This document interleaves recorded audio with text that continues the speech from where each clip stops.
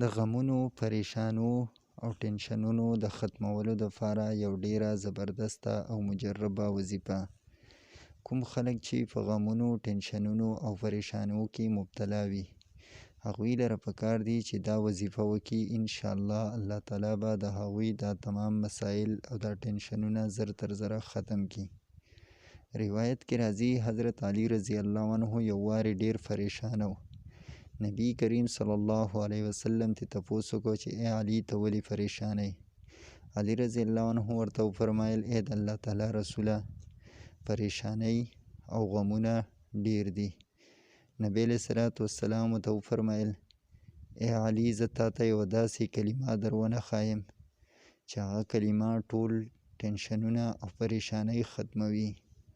دې نه بعد نبی علیه الصلاة والسلام حضرت علی رضی الله عنه ته دا کلمه وښودله: لا حول ولا قوة الا بالله العلی العظیم، چې دا کلمه وایه، دا کلمه هیڅ یو ټینشن او غم نه پرېږدي.